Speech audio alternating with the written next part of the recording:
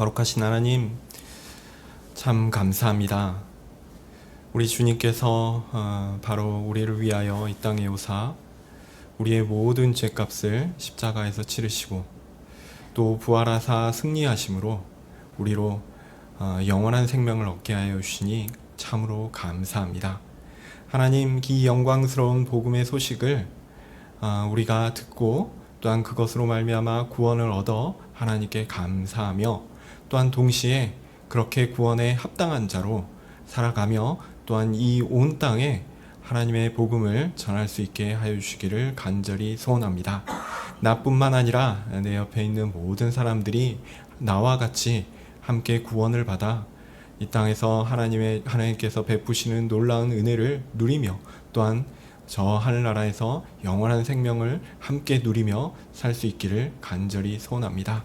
하나님, 우리에게 그러한 복음의 감격들이 항상 넘치게 하여 주시고 우리의 삶 또한 그렇게 복음에 합당한 자로서 살게 하여 주시고 또한 그것이 계기가 되어 주변의 사람들에게 복음도 전할 수 있게 도와주시기를 소원합니다. 하나님의 교회가 이렇게 하나님의 백성으로 인해서 더욱 확장되고 널리 전파되어 하나님의 뜻이 이 땅 가운데 드러나 많은 사람들이 또한 하나님께서 계획하시고 부르시기로 하는 그 사람들이 모두 다 하나님께 나아와 하나님께 예배하며 또한 하나님을 찬양하는 그 일을 기대합니다. 하나님, 주의 말씀을 통해서 이러한 교회의 비밀과 교회의 아름다운 일들을 또한 듣고자 합니다. 하나님께서 이 시간 부족한 자의 입을 통해서 전파되는 그 내용들이 참 하나님의 교회에 대한 바른 지식들이 증가하고 또한 하나님에 대한 교회의 바른 모습들이 또한 분명하게 잘 드러날 수 있게 하여 주시기를 소원하오니 은혜 베풀어 주시옵소서. 주께서 이 시간 함께해 주시기를 간절히 소원합니다. 예수님의 이름으로 기도합니다. 아멘. 네, 오늘 말씀은 시편 87편입니다. 시편 87편입니다. 제가 가진 성경으로 구약 성경 866쪽인데요. 시편 87편입니다. 제가 읽겠습니다. 고라 자손의 시 곧 노래, 그 기지가 성산에 있으며 여호와께서 야곱의 모든 거처보다 시온의 문들을 사랑하시는도다. 하나님의 성이여, 너를 가리켜 영광스럽다 말하는 도다. 셀라. 내가 라합과 바벨론을 나를 아는 자 중에 있다 말하리라. 보라, 블레셋과 두로와 구스여, 이도 거기서 났다 하리로다. 시온에 대하여 말하기를 이 사람 저 사람이 거기서 났으니 지존자가 친히 시온을 세우리라 하리로다. 여호와께서 민족들을 등록하실 때에는 그 수를 세시며 이 사람이 거기서 났다 하시리로다. 셀라. 노래하는 자와 춤추는 자는 말하기를 나의 모든 근원이 내게 있다 하리로다. 아멘. 네, 제가 지난번 설교에서는 시편 22편의 말씀을 기초로 교회의 통일성에 대해서 살펴보았습니다. 시편 22편은 다윗이 쓴 시편이죠. 그리고 동시에 메시아께 적용되는 시편이며 또한 모든 성도들에게 적용될 수 있는 내용을 함께 담고 있습니다. 특히 시편 22편은 하나님께 찬양을 드리는 한 집단에 대해서 이야기합니다. 바로 교회입니다. 시편의 저자인 다윗이 속한 이스라엘 민족 중심의 구약교회와 그리스도께서 오신 이후에 모든 민족에게 전파되는 신약교회는 그 모습에서 다른 것 같지만 실상은 다르지 않았습니다. 예수 그리스도의 구속을 기반으로 하여 그를 믿음으로 구원 얻는 방식, 곧 구원의 방식이 동일하고 그들에게 하나님께서 이루시고자 했던 뜻, 즉 하나님의 법에 대한 내용도 다르지 않습니다. 그래서 구약교회와 신약의 교회는 하나입니다. 그러나 구약 시대와 신약 시대의 차이점에 대해 잘못된 이해를 가진 사람들은 역사상 항상 있어 왔습니다. 우리가 가져야 할 바른 입장은 쉽게 말해서 구약은 오실 메시아를 통한 구원을 바라보았고 신약은 이미 오신 그리스도를 통한 구원을 바라보았다라는 점입니다. 그런 점에서 보면 구약도 메시아를 향했고요. 신약도 메시아, 곧 그리스도를 향한 것입니다. 그래서 신약과 구약은 동일한 한 분 구원자 그리스도, 예수 그리스도를 바라보고 있다라는 점은 분명한 통일성을 드러내는 것입니다. 그렇게 시편 22편은 교회의 통일성을 보여주는 대표적인 예라고 할 수 있겠습니다. 이렇게 교회의 통일성에 대해서 말씀드렸고요. 오늘은 어떤 의미에서는 좀 앞서 우리가 살펴보았던 통일성은 시간적 의미에서 교회가 하나다 이런 내용을 이야기했다라고 하면, 오늘은 좀 공간적인 의미에서 하나됨에 대해서 말씀드리려고 합니다. 이러한 특성을 이제 교회의 사도성 혹은 교회의 사도성 그리고 교회의 보편성 이렇게 표현할 수 있는데요. 이것을 시편 87편을 가지고 말씀드리려고 합니다. 자, 보편성은 쉽게 말해서 교회에는 누구나 들어올 수 있다라는 말입니다. 유대인이나 이방인이나 차이가 없습니다. 모두 다 교회에 들어올 수 있습니다. 이것이 보편성입니다. 그런데 이 보편성을 너무 강조해서 교회의 기초가 어디에 있는지 헷갈리는 사람들도 발생하게 됩니다. 누구나 오면 된다라고 얘기하니까 아무나 오는 거죠, 진짜.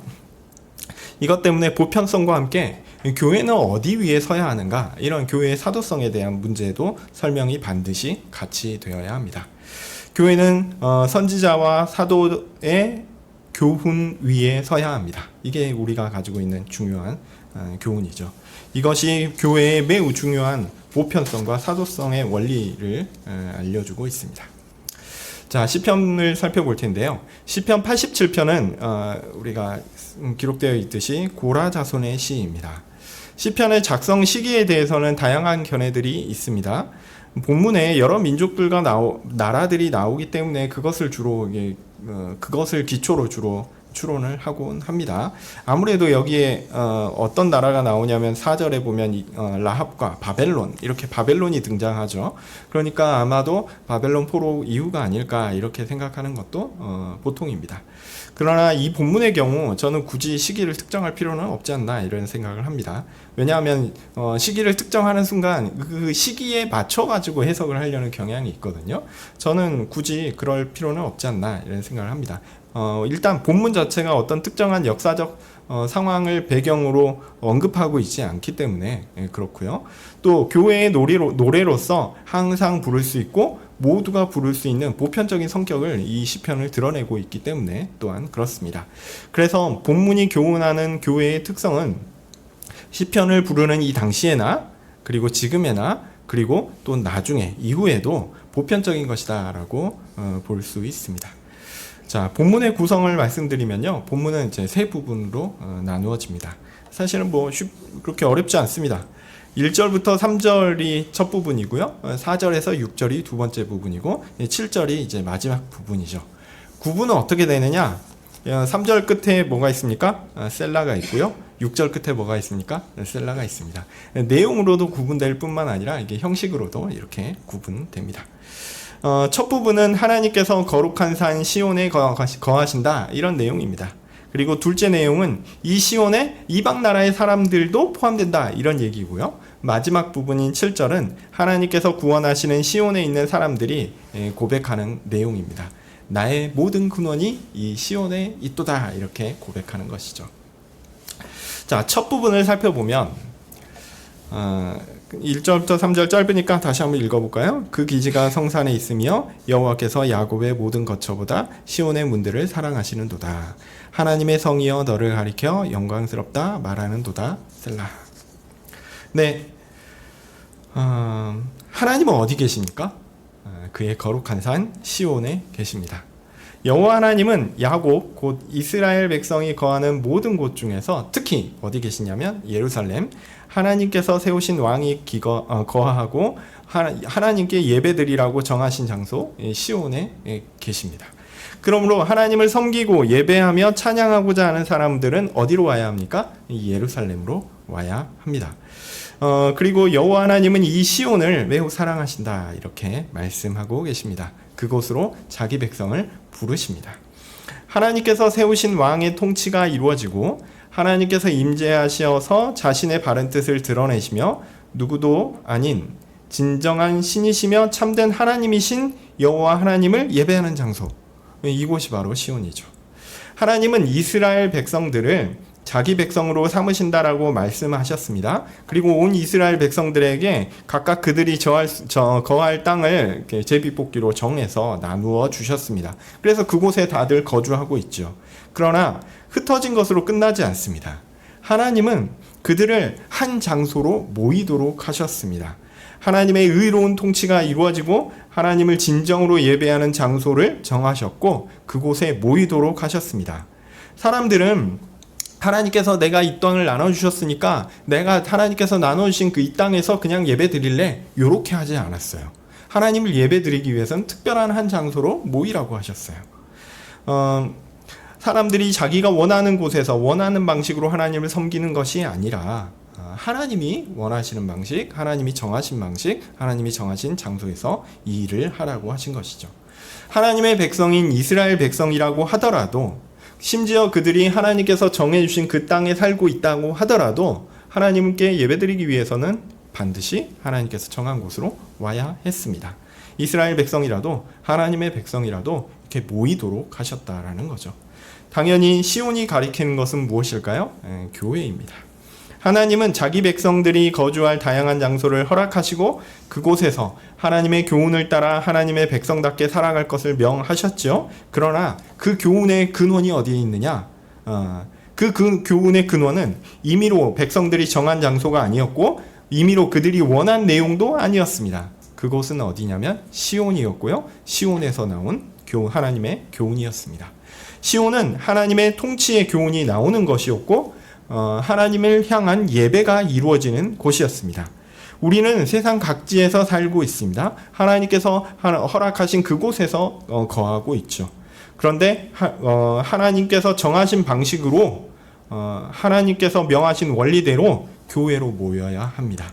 하나님의 교훈과 원리를 들어야 합니다. 그리고 그곳에서 하나님을 예배하게 되어 있습니다. 이게 맞습니다. 각자가 원하는 곳에서 원하는 방식으로 하는 것이 아니라 하나님께서 원하시고 정하신 방식대로 우리는 모여 예배를 드려야 합니다. 이 원리를 교회의 사도성이라고 부를 수 있습니다. 이사야 2장 3절과 미가서 4장 2절에 보면요. 율법이 시온에서 나올 것이다. 이렇게 표현을 하고 있어요. 시온은 즉 율법이 나오는 곳입니다. 즉 하나님의 교훈이 나오는 것입니다. 그리고 이것을 신약 성경에서 에베소서 2장 20절에 보면 교회는 사도들과 선지자들의 터 위에 세우심을 입었다. 이렇게 표현하고 있거든요.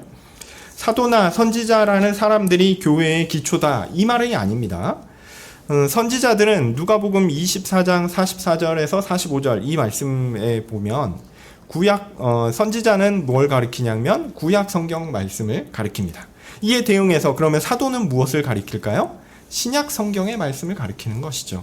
즉 교회는 신구약 성경 하나님의 말씀에 기초한다. 이 이야기를 하고 있습니다. 교회는 하나님께서 세우신 공동체이고 하나님께서 자신의 원리로 다스리는 집단이고 하나님을 섬기고 예배하기 위해 모인 사람들입니다. 그러한 교회의 모든 원리는 하나님께서 이를 위해 우리에게 계시하신 하나님의 말씀 성경의 기초에서 이루어져야 한다라는 이야기입니다. 하나님께서 시온에 자신의 기초를 두셨다라는 의미가 사실은 여기에 있습니다. 하나님은 자신의 위치를 교회로 삼으셨고 교회에서 자신의 통치를 행하시며 자신의 교훈으로 교회를 통치하십니다. 그러므로 하나님을 바르게 섬기고 그의 말씀을 따르고 그의 백성으로 합당하게 살기를 소망하는 사람은 반드시 교회로 와야 합니다. 교회 안에 있어야 합니다. 교회 없이 하나님의 백성이 되는 방식은 없습니다. 교회에서 하나님의 통치의 원리가 나오고 교회에 하나님을 향한 예배가 있습니다. 하나님의 말씀의 원리를 따라 그것이 실천되어야 합니다. 자, 이제 두 번째 부분인데요. 우리 4절부터 6절이니까 길지 않으니까 함께 읽어볼까요? 내가 라합과 바벨론을 나를 아는 자 중에 있다 말하리라. 보라, 블레셋과 두로와 구스여, 이도 거기서 났다 하리로다. 시온에 대하여 말하기를 이 사람 저 사람이 거기서 났나니 지존자가 친히 시온을 세우리라 하리로다. 여호와께서 민족들을 등록하실 때에는 그 수를 세시며 이 사람이 거기서 났다 하시리로다. 셀라. 네, 교회는 하나님의 백성이고 구약 시대에는 보통 이 하나님의 백성이 이스라엘 민족으로 제한되었죠. 그런데 처음부터 그런 것은 아니었습니다. 생각해 보십시오. 아브라함 이전에 하나님의 교회가 있었을까? 하나님의 백성들이 있었을까? 있었죠. 네. 아브라함 이전에 하나님의 백성은 솔직히 그런 민족적 제한이 없었습니다. 홍수 이후에 노아의 후손들이 전 세계로 확산되었습니다. 특히 바벨탑 사건 이후에 전 인류가 각기 다른 언어를 가지고 곳곳으로 흩어졌죠. 그러한 언어의 차이는 국가와 문화의 차이를 낳았고 서로에 대한 장벽을 만들었습니다. 그리고 점차 하나님에 대한 바른 지식과 예배가 사라져 갔습니다. 물론 우리가 알지 못하는 하나님의 백성들이 전 세계에 아마 곳곳에 있었을 것입니다. 예를 들면 누가 있을까요? 성경에 나온 인물이니까 우리가 이야기할 수 있는데 욥이 있겠죠. 그리고 욥의 친구들도 그러한 사람들이겠죠. 그리고 또 한 명은 이제 아브라함과 만났던 인물, 멜기세덱과 같은 인물이 그런 인물이 아닐까 이런 생각을 합니다. 그러나 점차 그들도 사라지게 되었습니다. 그래서 하나님의 백성들이 전 세계에 매우 희미해져서 어떻게 하나님을 섬기고 하나님을 따를 것인가에 대한 지식도 거의 없어져가는 그런 상황이 되었던 것이죠. 바로 그때 하나님께서 아브라함을 선택하셨습니다. 그에게 하나님의 분명한 계시를 주시고 그의 자손들에게 특별히 자신을 드러내기로 결정하셨습니다. 그들을 선택하신 궁극적인 목적은 구원자이신 예수님께서 오실 것에 대한 약속의 성취였습니다. 요한복음 8장 56절에 보면 이런 말씀이 있어요. 아브라함이 예수님의 때를 볼 것을 즐거워했다. 이런 의미의 내용이 나옵니다. 아브라함이 내 때를 볼 것을 즐거워했다. 이런 표현이 나옵니다. 저는 그 말씀이 지금 하나님께서 아브라함을 선택하신 그 목적인 것 같아요. 하나님께서 아브라함을 선택하신 그 목적을 아브라함은 잘 알고 있었습니다. 그 목적이 뭐죠? 구원자이신 예수 그리스도를 통한 구원의 성취였거든요. 그러니까 아브라함은 하나님께서 자신을 선택하셨을 때 누구를 바라볼 수밖에 없는 것입니까? 예수님을 바라볼 수밖에 없는 것이죠. 그 예수님을 통한 그 구원이 이루어진 것을 그는 기대하였고 또한 그것을 예수님을 보며 그것을 즐거워하였다라는 얘기입니다. 어쨌든 구약 시대는 그렇게 넓게 연하게 퍼져 있던 하나님의 백성들을 하나님의 분명한 계시의 대상으로 좁고 분명하게 이스라엘 백성에게 집중하는 방식으로 교회를 구성하셨습니다. 그런데 이제 아브라함이 바라보았던 구약 시대의 궁극적인 목적인 구원자께서 이 땅에 사람으로 오신 이후에는 어떻게 되었습니까? 그가 자신에게 맡겨진 구속 사역을 완성하신 이후에는 어떻게 되었습니까? 하나님께서 원래 계획하셨던 것처럼 다시 온 세상에서 하나님의 백성들을 이제 부르시기 시작하시는 거예요. 아브라함의 목적, 그렇게 압축하고 그렇게 축약한 목적이 무엇이었습니까? 바로 예수님이라는 구원자를 목적한 것이었거든요. 그렇게 축약한 목적이 성취되었을 때 이제 드디어 다시 전 세계를 향하여 하나님의 복음이 전파될 수 있게 된 것이죠.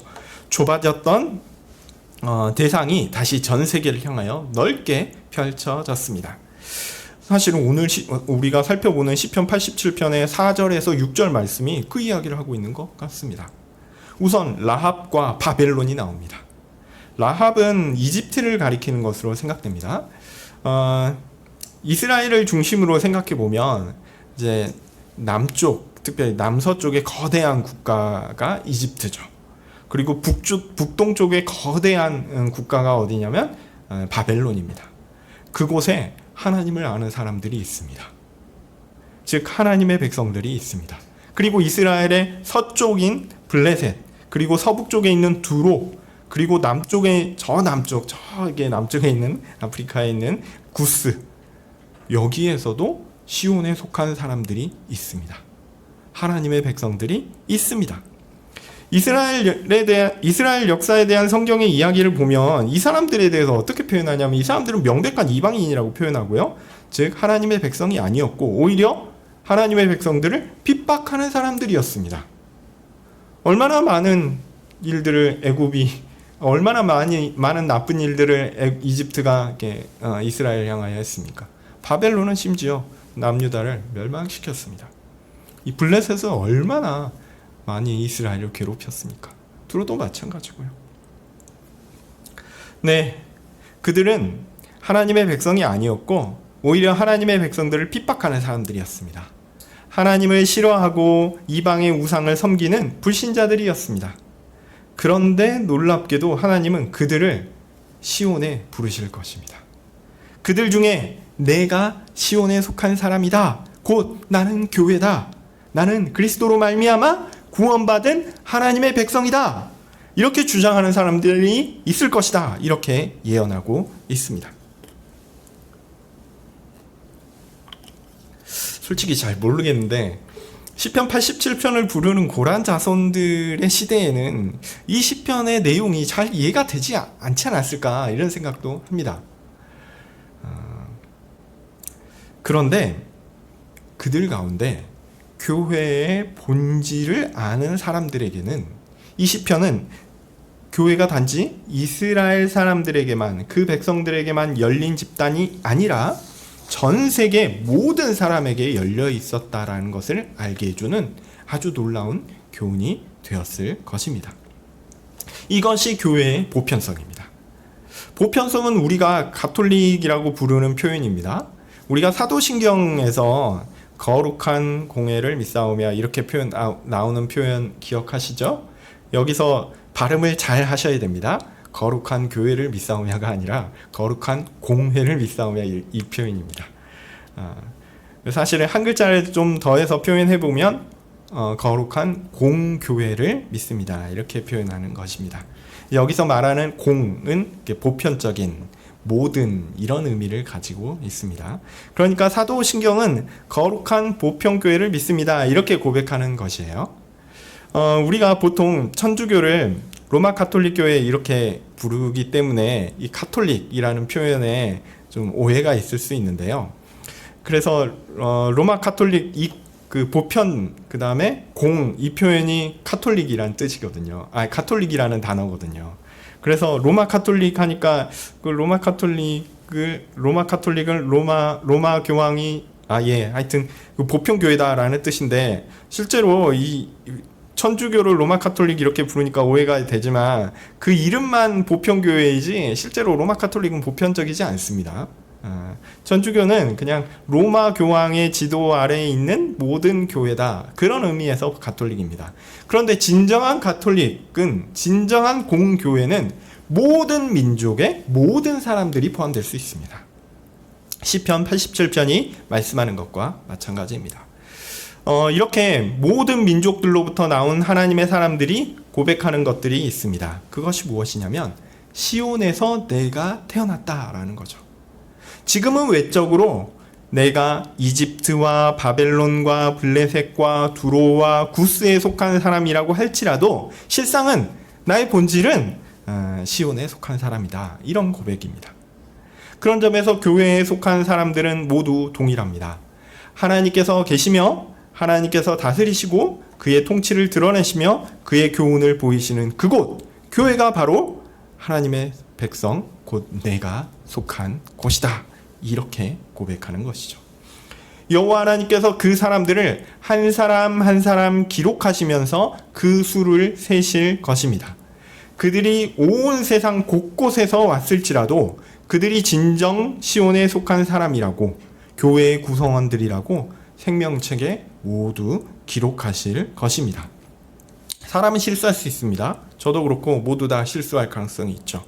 그런데 그런 가능성이 없는 분이 있습니다. 누구냐면 하나님이십니다. 그 하나님께서 자기 백성들을 한 사람도 놓치지 않고 잊지 않고 다 그 이름을 기록하실 것입니다. 그리고 그들을 교회라고 보증하실 것입니다. 내가 그 생명책에 기록하였다. 이렇게 말씀해 주실 것입니다. 이제 마지막 부분입니다. 7절 읽어볼까요? 노래하는 자와 춤추는 자는 말하기를 나의 모든 근원이 내게 있다 하리로다. 이렇게 온 세상에서 온 하나님의 백성들이 고백하는 내용, 그 내용이 7절입니다. 일단 이 사람들은 구원을 받았고 하나님의 인정을 받은 사람들이고 하나님을 예배하며 섬기기 위해 나온 사람들이기 때문에 하나님을 찬양하고 그 즐거움 가운데 춤추는 것 같이 즐거워합니다. 너무 즐거우면은, 저는 춤을 잘 못 추지만 너무 즐거우면은 이렇게 몸이 이렇게 움직이죠. 너무 자연스럽게. 마치 그런 것입니다. 그리고 그들이 소리 높여 고백합니다. 무엇라고 고백하냐면 나의 근원은 시온에 있도다. 쉽게 얘기해서 나는 교회에 속한 사람이다. 나는 교회의 구성원이다. 나는 교회로 모여 하나님을 섬기고 하나님을 따르며 하나님을 예배하고 하나님의 복을 누리는 사람이다. 이렇게 외치는 것이죠. 보편교회에 속한 모든 사람들은 자신의 세상적 출신에 사실은 별로 관심이 없습니다. 내가 바벨론에서 왔든 이집트에서 왔든 구스에서 왔든 그런 것이 중요한 것이 아닙니다.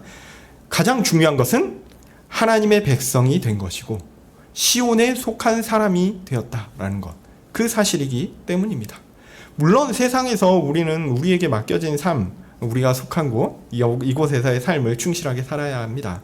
왜냐하면 하나님께 속한 사람들에게 그런 책임 있는 삶은 너무나 당연하고 자연스러운 것이기 때문이죠. 그래서 우리가 교회에 속한다라고 얘기하면서 세상의 삶을 방기하라 이런 식으로 말할 수는 없습니다.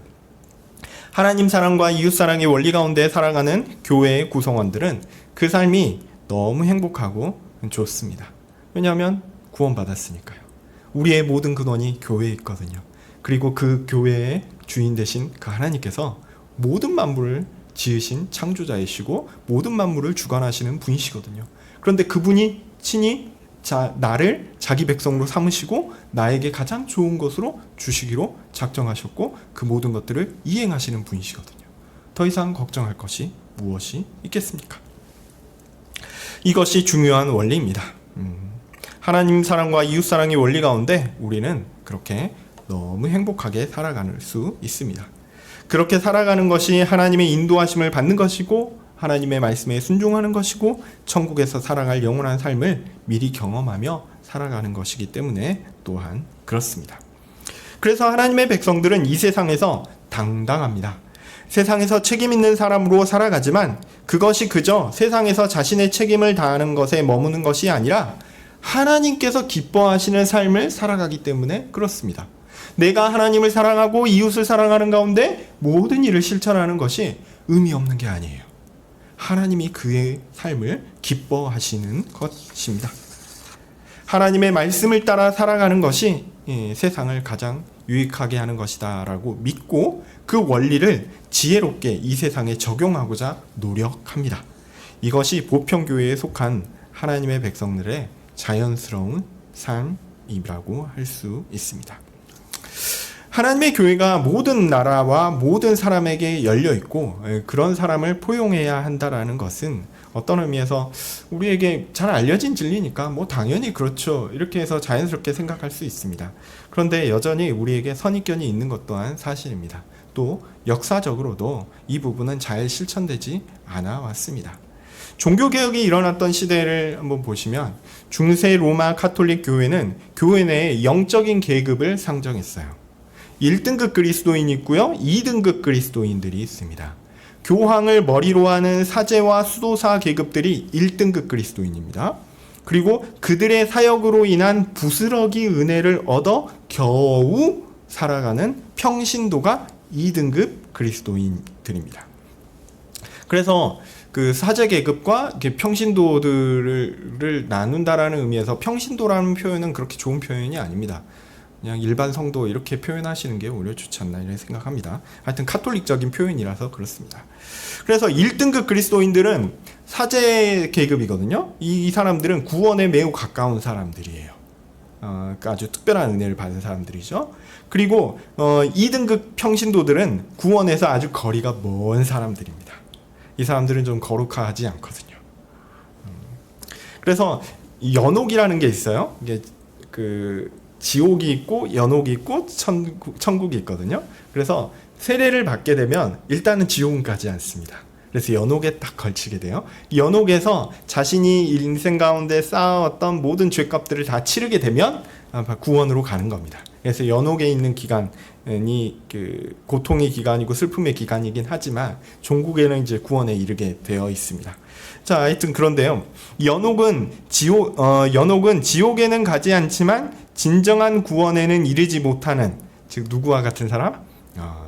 부스러기 은혜만 받는 평신도와 같은 사람들을 위한 중간 지역이었습니다.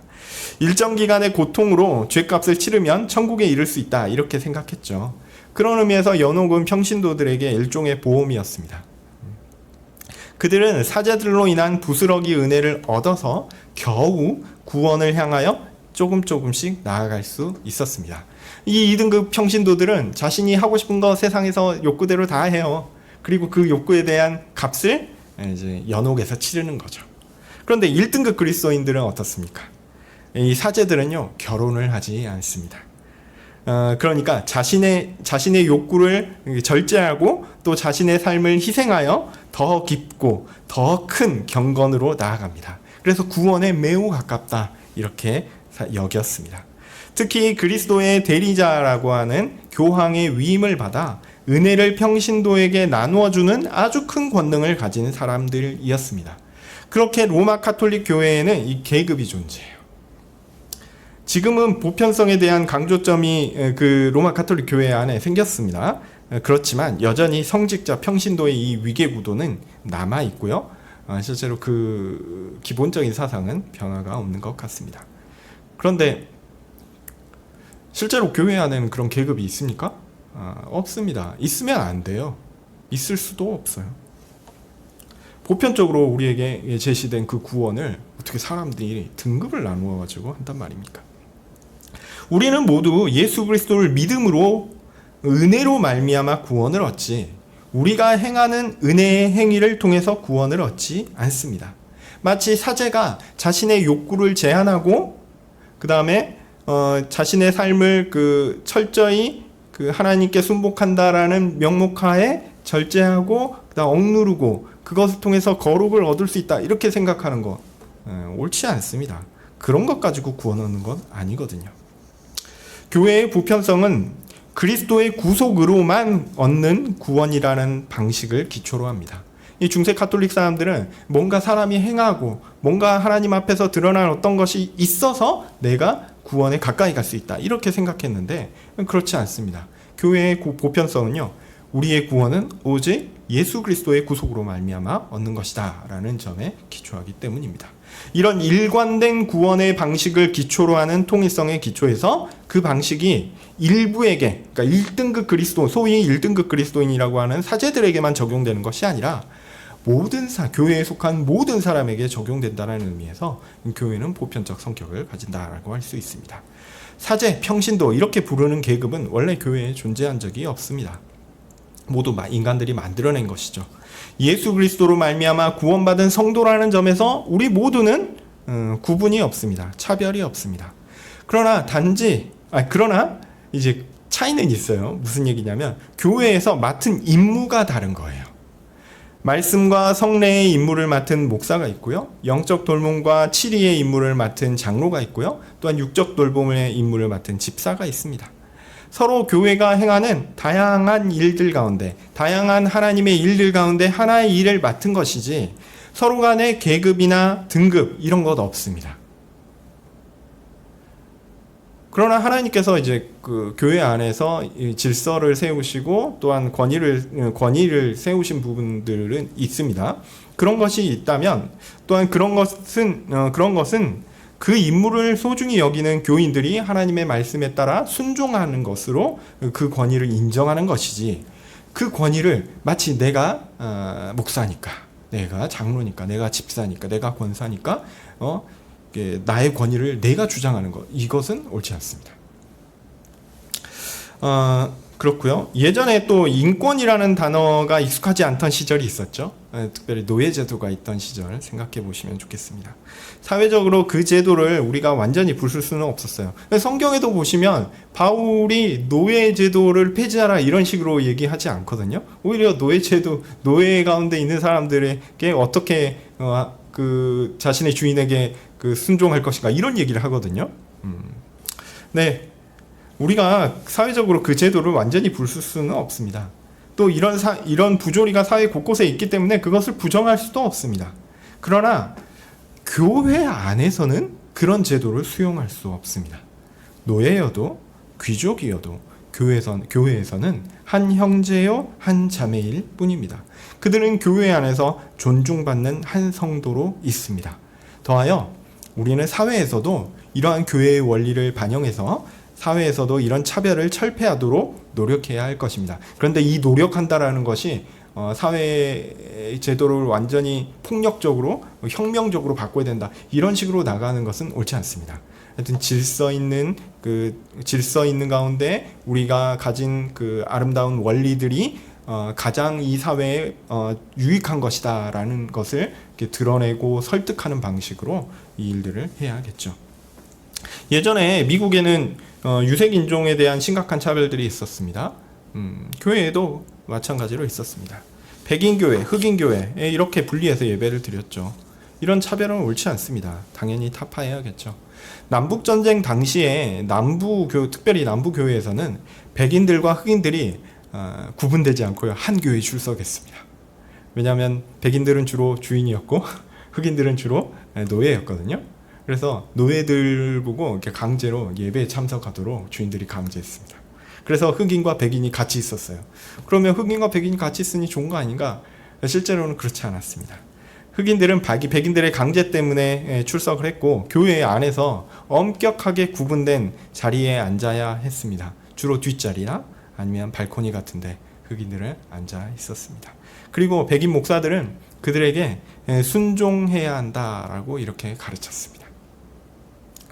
그러나 남부가 전쟁에서 패배하고 노예제가 폐지된 이후에 흑인들은 어떻게 했을까요? 신앙이 있는 흑인들은 어떻게 했을까요? 그 교회에서 머물면서 살았을까요? 아닙니다. 그 교회를 나갔어요. 나가서 독자적 교회 공동체를 형성했습니다. 남북전쟁 이전의 교회는 정말 끔찍한 차별을 교회에서 행했죠. 그러나 그 이후의 교회도 그 차별을 온전히 극복했습니까? 극복하지 못했습니다. 참 쉽지 않은 문제다라는 말씀을 드리는 것입니다. 요즘에 이런 말이 있습니다. 헌금 낼 돈이 없어서 교회를 갈 수 없다. 네. 사실 좀 심각합니다. 우리 교회에서는 다행히 그런 일은 없으리라 믿지만 어떤 교회에서는 헌금을 강조하는 경우가 있다고 합니다. 헌금하는 건 좋은 일이죠. 교회가 좋은 일을 하기 위해서 교인들에게 경제적 헌신을 요구할 수 있겠죠. 필요하다면 요구할 수 있습니다. 그것이 부담이 되어 교회에 나가기 싫다라고 한다면 조금 어려운 이야기가 되겠습니다. 어쨌든 이 부담이 되어서 나는 그 경제적인 부담 때문에 교회에 나가기 싫다 이렇게 한다면 그렇게 부담을 지우는 것을 하나님께서 기뻐하실까? 좀 안타까운 일입니다. 교회는 가난한 사람들 보고 우리에게 오라 이렇게 선포하는 곳이 아닙니까? 그런데 막상 교회에 갔더니 돈을 내지 않으면 안 될 것 같은 그런 분위기, 이런 것이 느껴진다면 그것은 어떤 의미에서 그런 그 가난한 자들에게 열려있는 교회의 모습을 그런 선포를 배신한 것이 아닌가 이런 생각도 듭니다. 또 직분을 받을 경우에 특별 헌금을 하는 경우가 있다고 합니다. 예를 들어서 교회가 어떤 큰 사업을 하면 돈이 필요하죠. 이를 위해서 직분자들을 몽땅 세우고 그들의 특별 헌금으로 그 사업의 비용을 충당하는 경우가 있을 수 있습니다. 이렇게 되면 헌금이 사실상 직분의 조건이 되어서 마치 매관매직하는 것 같은 그런 느낌이 들기도 합니다. 어쨌든 옳지 않습니다.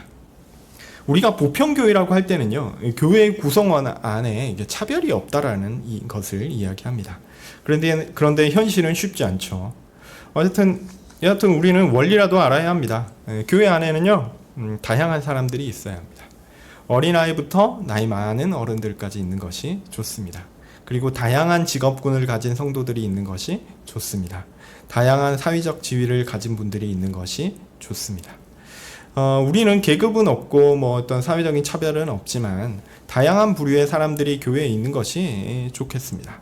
이는 교회 안에서 뭐 세상에 축소된 사회를 재현하자 이런 의미는 결코 아닙니다. 오히려 세상에서 어떤 지위를 가진 사람이든 교회에서는 그리스도로 말미암아 구원받은 한 성도로 모두 똑같다라는 이 교회의 보편성을 실제로 경험해 보기 위해서입니다. 우리는 진실한 마음으로 하나님 사랑과 이웃 사랑의 원리를 이 공동체 안에서 마치 이 작은 사회와 같은 이런 안에서 능동적이고 긍정적으로 실천할 수 있어야 합니다. 물론 이런 보편교회를 실현하려고 하는 때에 주의해야 할 점도 있습니다. 우리가 모든 사람들을 환영한다라고 해서 모든 신념과 모든 사상들이 교회 안에 포용될 수 있다, 이런 의미는 결코 아니기 때문입니다. 오늘 본문에서 시온이라고 불리는 교회는 누가 다스리시냐면 하나님께서 다스리십니다. 그러니까 하나님의 법에 따라 운영되어야 합니다. 하나님은 무엇이 옳고 무엇이 그른지에 대한 분명한 기준을 제시하셨습니다.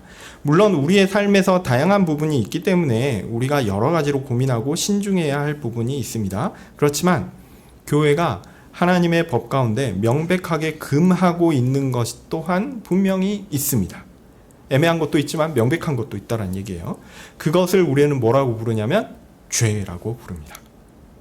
그리고 만약 성도들 가운데 그러한 그 명백한 범죄를 하고 있는 사람들이 있다면 우리는 마땅히 그를 징계해야 합니다. 그가 교회에 있어서 성도들을 혼란스럽게 한다면 그를 종국에는 이 교회에서 쫓아내는 일도 있을 수 있습니다. 즉 교회의 보편성은 항상 하나님의 법의 기준에 따라, 즉 하나님의 말씀의 기준으로 앞서 언급한 대로 교회의 사도성으로 제한을 두어야 합니다. 예를 들면 우리는 십계명에 어긋난 일을 받지 않죠. 자꾸 절도를 하는 분이 계속 있어요. 계속 절도를 해요. 이렇게 두면 안 됩니다. 또 다른 예는 뭐가 있을까요? 요즘에 사회적 문제가 되기도 하는데, 우리는 하나님께서 남자와 여자를 창조하셨다는 것을 믿습니다. 이것은 사람이 선택하는 것이 아니라 주어진 것입니다. 사실 우리의 삶이 대부분 주어진 것이에요. 이 주어진 것 안에서 주어진 것을, 어떤 의미에서 우리에게 주어진 것을 가지고 열심히 살아가고 극복하는 것이지, 이 주어진 것 자체를 부정하는 사람들이 있거든요. 옳지 않습니다.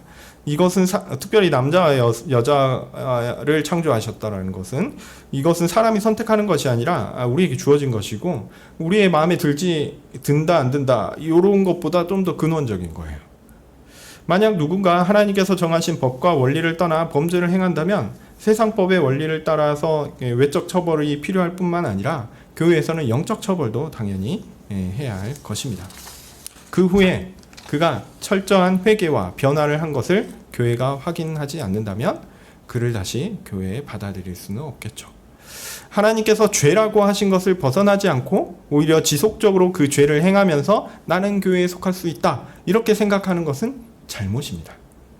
물론 죄에서 벗어나려고 하는 사람들을 교회는 힘을 다해 도울 의무가 있습니다. 이 부분도 우리 잊지 말아야겠죠. 하나님께서 세우신 가정과 교회와 사회에서 우리는 하나님의 법의 규칙에 따라 하나님의 교회의 구성원으로 하나님의 말씀의 원리에 따라 보편교회를 구성하기 위해, 또한 세우기 위해 열심히 노력해야 합니다. 네, 정리하겠습니다. 교회는 하나님의 말씀의 원리 위에 서야 합니다. 구약과 신약의 말씀 위에 하나님의 교회는 섭니다. 그리고 그 말씀의 원리에 따라 교회는 구원받은 사람들의 모임입니다. 이렇게 구원받은 사람들은 차별이 없습니다. 유대인이나 이방인이나 차별이 없습니다. 얼굴이 유색인종이든 흑인이든 황인종이든 상관없습니다.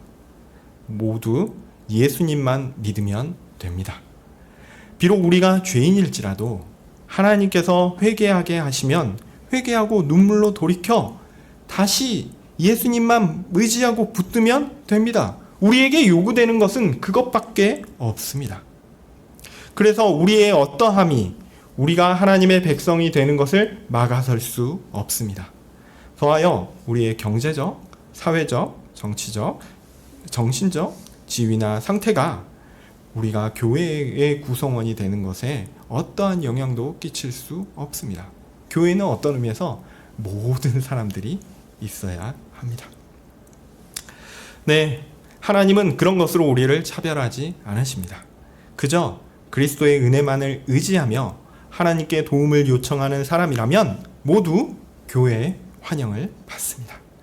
그들은 자신이 받은 구원으로 인해 즐겁고 행복해하면서 나의 모든 근원이 시온에 있다. 나의 모든 근원이 바로 이 교회에 있다. 이렇게 기뻐 외치게 될 것입니다. 기도하겠습니다. 거룩하신 하나님, 자, 하나님의 교회에 하나님께서 모든 사람을 부르신다는 것이 얼마나 기쁘고 감사한지요. 하나님, 나 같은 사람도 하나님께서 부르셨으니 참으로 감사합니다. 하나님, 우리가 그 교회의 보편성을 나에게 이렇게 아름답게 적용할 뿐더러 내 주변에 있는 모든 사람들에게도 잘 적용하여 그들에게 복음을 잘 전파하고 또한 그들이 교회에 왔을 때 그들을 사랑으로 잘 보듬어 한 교회, 한 성도요, 한 형제요, 한 자매로 아름다운 교제를 누릴 수 있게 주께서 은혜 베풀어 주시옵소서. 주님, 이 교회의 아름다운 모습들을 우리로 소망하게 하여 주시고 우리 성가교회가 그런 아름다운 교회의 모습들을 잘 이루어갈 수 있도록 하나님께서 은혜 주시기를 간절히 소원합니다. 예수님의 이름으로 기도합니다. 아멘.